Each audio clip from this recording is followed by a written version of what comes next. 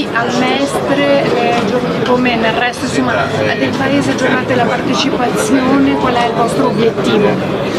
Il nostro obiettivo è migliorare le condizioni di lavoro delle italiane e delle italiane, nel nostro specifico per quello che riguarda il territorio veneto.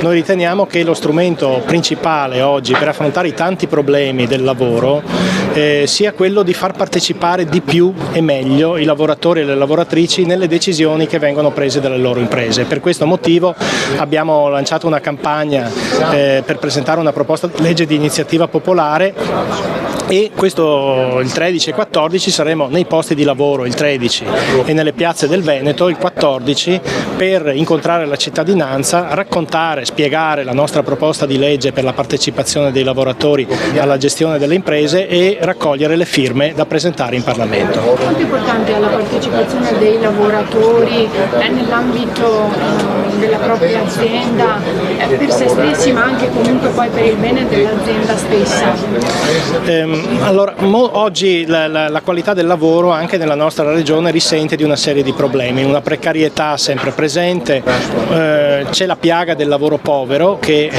è molto cresciuta in questi anni, abbiamo un problema di salute e sicurezza nei posti di lavoro perché purtroppo il Veneto sta segnando un forte peggioramento nelle condizioni di sicurezza delle persone nei posti di lavoro. Ecco, tutte queste questioni secondo noi possono essere affrontate se diamo più voce ai lavoratori dentro alle imprese e quindi proponiamo la partecipazione di rappresentanti dei lavoratori nei consigli d'amministrazione, parliamo di partecipazione agli utili, parliamo di partecipazione organizzativa per decidere insieme le questioni rilevanti delle trasformazioni che ci sono nelle imprese. Noi siamo convinti che questo permetterà non solo di avere più diritti e migliori condizioni per i lavoratori ma anche un funzionamento migliore delle imprese.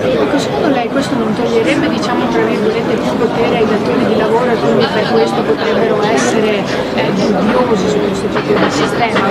Ma è una sfida anche per il nostro sistema imprenditoriale. Dobbiamo dire che in Veneto esperienze di partecipazione dei lavoratori ce ne sono già.